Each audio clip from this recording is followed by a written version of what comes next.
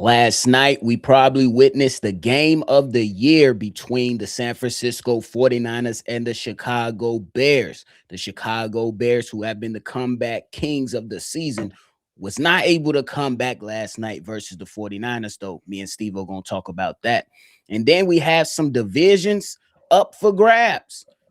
We're going to talk about how the Steelers and the Panthers missed major opportunities in their games yesterday, and now what's at stake and a look ahead for the final week of the season. Y'all know we're going to talk about it, break it all down, but you got to hear the music first. Welcome to your number one spot for all NFL news and content, NFL Central.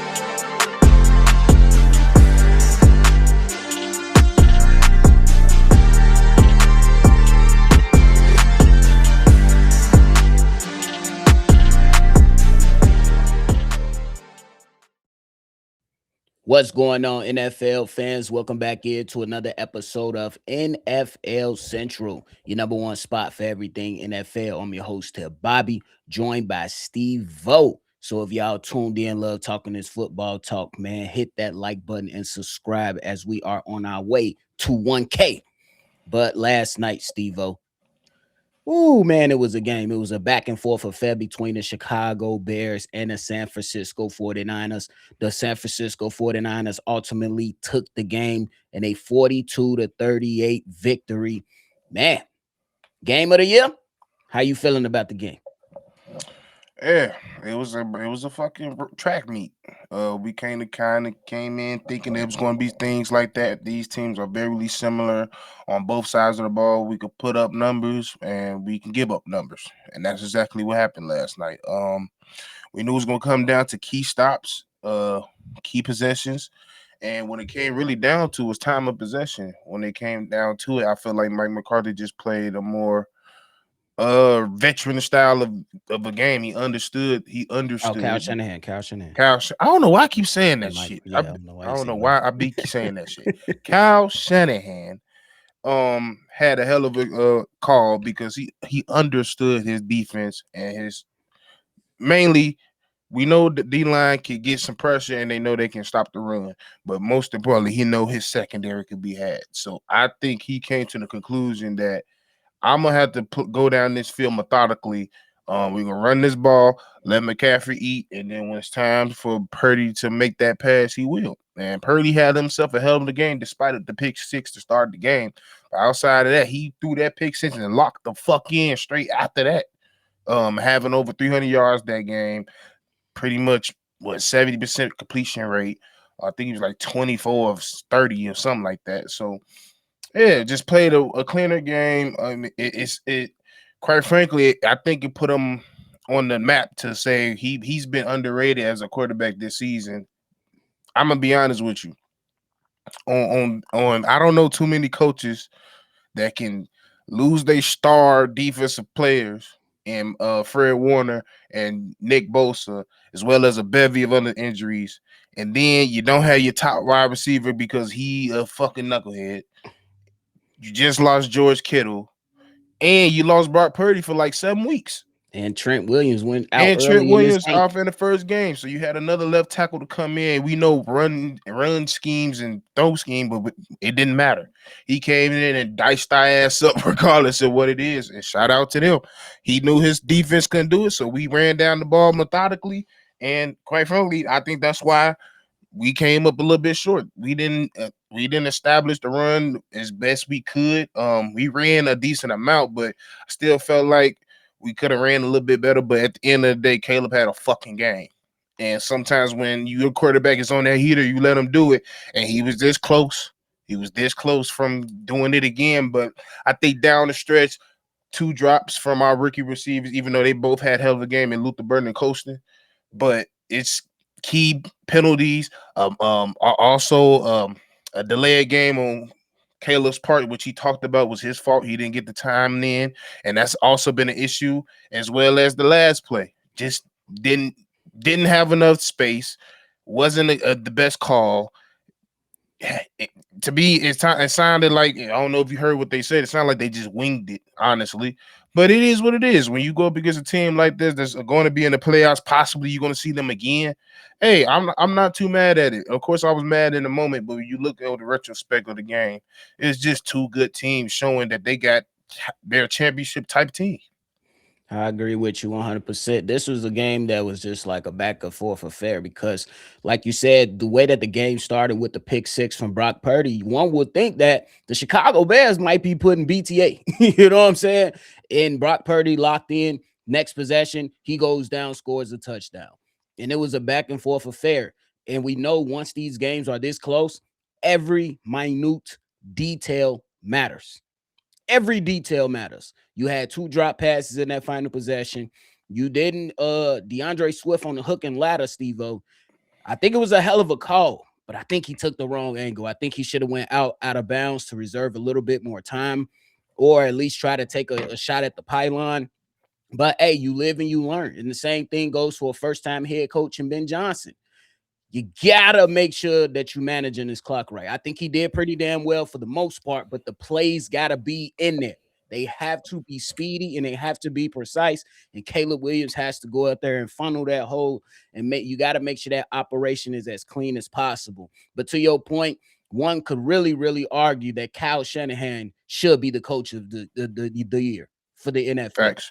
He's definitely in that discussion, along with Mike Vrabel, along with Ben Johnson and Liam Cohen. It's going to be a tight race for Coach of the Year because doing all this, you had Mac Jones look like a regular quarterback again. And they're probably going to go somewhere after this. And he's definitely going somewhere. There's a number of teams that could utilize a Mac Jones on their team to try to see if he can help them and they can build around him, along with a couple other guys who I'm pretty sure we'll be talking about at the end of the season. But I still look at this game for the Chicago Bears as they let one slip. But at the end of the day, it's a great learning experience for them. And that and I gotta give credit to guys like Jaquan Brisker and as a defensive player saying that he let the Chicago Bears offense down. Hey, I gotta give respect to that because the defense, y'all had some moments, bro. You had a penalty that you talked about earlier, so you had an interception taken away. You had a number of miscues, and it seemed like the linebackers was non-existent in the middle of the field. Whenever the San Francisco 49ers had to pick up a third down, they were able to hit the middle of the field, and they did so. And shout out to the San Francisco 49ers. They took care of business. And the Chicago Bears defense, we can at least count about 5 or 6 missed tackles last night. That was, not good. And it was too many times we was there and then complete the tackle and execution was a problem.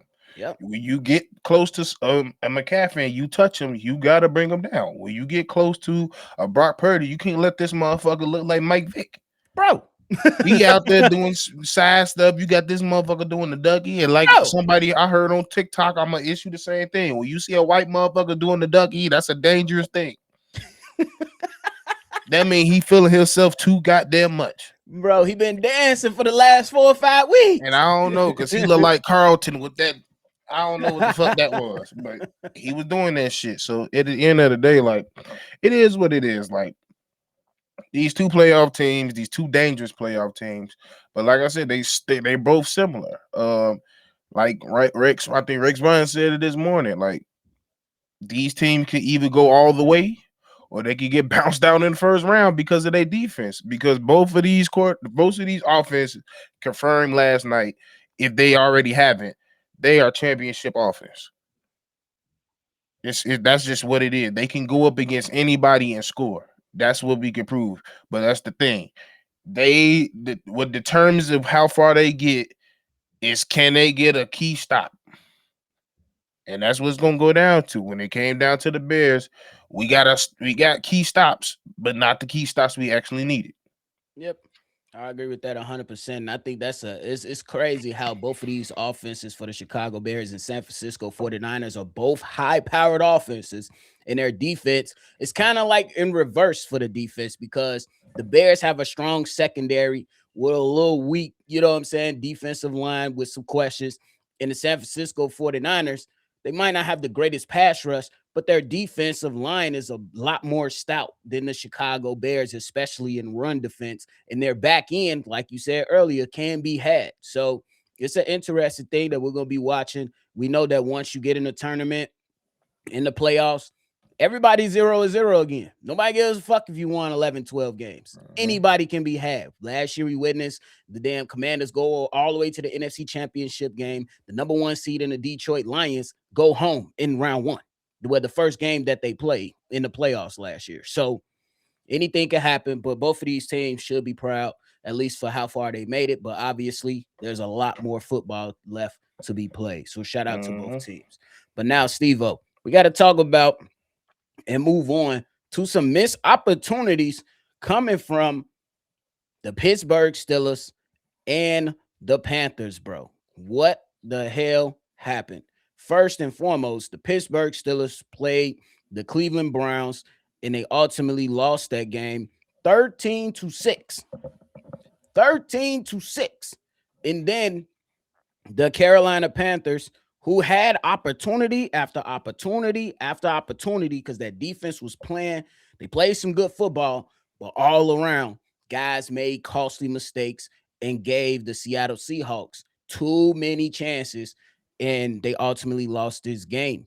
How you feeling about the Pittsburgh Steelers missing their opportunity, and then just chime in on the Panthers missing their opportunity? Steelers, it just came down to I don't think they established the run enough. They ran the ball with Warner only 12 times, and I think with everything happening surrounding them not having DK and a bet, and then Washington going down with a broken arm during the game, you had to lean on that damn run game, and they just didn't enough. And quite frankly, they just let Cleveland hang around too much, and when you let somebody with a good enough defense hang around too much, this is the result you have. And Rodgers ain't Rodgers of old. He can do only so much, and especially with the weapons that he had.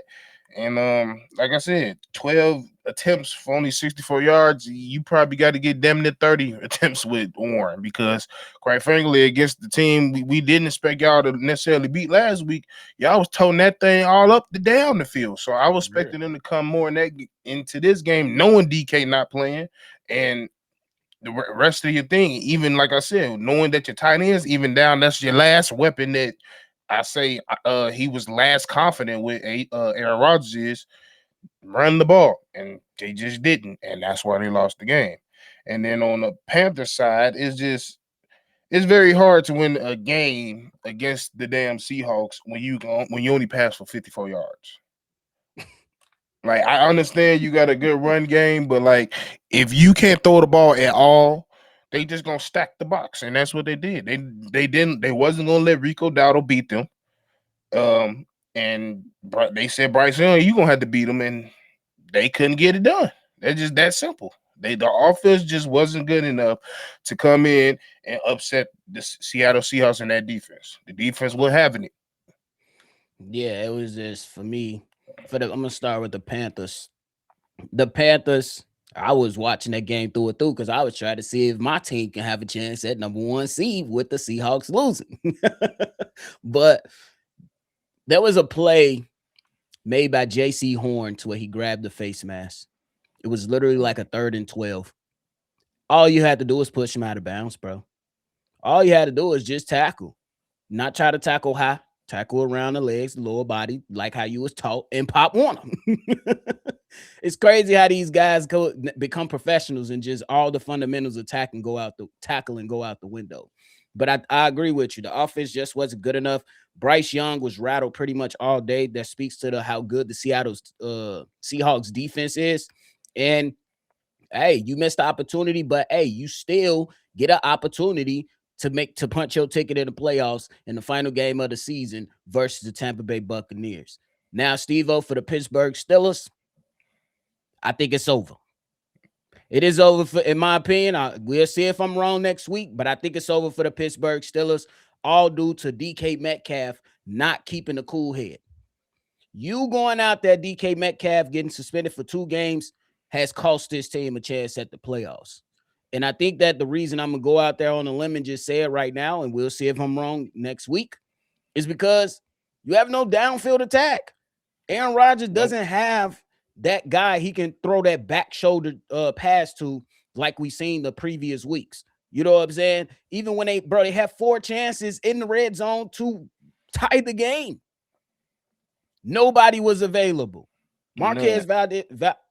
Marcus Valdez Scantley is not DK Metcalf, and he damn sure ain't finna catch too many jump balls. Calvin Austin dealing with injuries. Your run game is not. Your run game was a lot better the last few weeks, but you went away from that. And like Steve-O just said, now you're without one of the biggest tight ends ever. Broken arm. He's done. And I think that divisional games are tough, but I think that they don't have enough offense to go out there. Now, if the Ravens somehow do the dumbass that they've been doing for most of the season and not leaning on Derrick Henry, then the Steelers have a chance. But if the Baltimore Ravens come in and hand the ball off 25, 30 times to Derrick Henry, I don't think the Steelers have a chance. Yep. That's just how they need to run that motherfucker 35 times. For real. Just give it to them and tell them to go. Just keep running. Keep pounding the rock to punch your ticket. I think that's what they got to do, man. Steve-O, though, between the NFC, so we got three crucial matchups coming up. We got the San Francisco 49ers versus Seattle Seahawks for the number 1 seed. We ain't got to go in predictions, but how with that matchup, and then you got the Tampa Bay Buccaneers for the Carolina Panthers, and then you got the Pittsburgh Steelers versus the Baltimore Ravens. These are all playoff games, pretty much. You either in, it's up for grabs, man. How excited are you for those 3 games specifically? It's the best time of the year for football because, like I said, this is the one game, this is the one sport to me, probably next to hockey, that it don't matter if you won one game, they gonna fight to the end because it's pride on the line. It's a physical sport. You ain't finna bitch me in front of my family. I don't give a fuck. And then especially when you have chances this is the time of year, especially in this sport, where your rivals can knock your people out of contention. So there's gonna be some people like, hey, yeah, I don't give a fuck. Yeah, we might not have a chance to do anything this season, but we could do something to affect you. So they're gonna be coming in heavy for you, especially. And then we know the history with like the Steelers and Ravens. Shit, we already seen to get chippy all over the season. The goddamn Raiders in New York game, they niggas ain't got nothing to fight for. So who knows what the hell can happen against some of these teams? But yeah, I'm extremely excited because anything can happen at the last week of the season. Bro, it's going down. I can't wait, bro. It's absolutely going down next week, and it's gonna be a sight to see. And those games, Saturday, we gonna see the Carolina Panthers play Tampa Bay. We're gonna see Seattle in San Francisco Saturday night, and then Sunday night, Baltimore and Pittsburgh. It's gonna be a great weekend of football, bro. It's gonna be a great weekend of football right before we hit the playoffs. And these are matchups. Hey, man, once again, we got to show love to the NFL schedulers. They just be knowing. They just be knowing. Is the script real? Oh, no. But they be on the money. And they also give themselves opportunity with them flexes. They be like, oh, yeah, y'all some bums. Y'all finna get flexed out of this window. We going to put the better matchup on. Hey, like flex the Bears game at 3:00. That's what I'm saying. It's going down. Yep. So, hey, man, we saw some good football this weekend. We got another matchup tonight. Oh, Steve-O, how you feel about the Rams completely dropping the ball, bro? They had the number 1 seed for a couple weeks, and then a couple losses took them out. I mean, it might be a blessing in disguise with them, to be honest. Why you say that? Because they might go up against the people they can have their way with. Interesting. Because regardless of the fact, they still looked upon as still one of the best teams in the league, offensive and defensively. Fair enough. Yeah, they just gotta. To me, they just not as locked in as they've been previously. Lock back in like y'all been doing. Get a little bit more healthier. Y'all good. I think that's what it comes down to. That injury that Devontae Adams definitely hurt a little bit. But I think that these guys will be good. Right now, they're the 5th seed. So you right. Right now, they're the 5th seed. Playoffs started today. They paying Tampa Bay. Give me LA. Give me LA. You know, give me LA. You know what I'm saying? And then I think they'll be going against a divisional opponent the following week. So we'll see what happens. I still give them a shot though. I still give them a strong shot. For sure. You got anything left though, bro? Nah. But hey, that is it from us today, y'all. We appreciate y'all for tuning in to another episode of NFL Central. Before you get up out of here, make sure you hit that like button, subscribe to the channel, and hit that notification bell, man. Regardless of who you root for, this is a place you can come to. And when you talk football the way it's supposed to be talked, man. We appreciate y'all. Make sure you always love football. Y'all already know. We're going to catch y'all on the next one. For sure. This has been a presentation of the Breaks Media.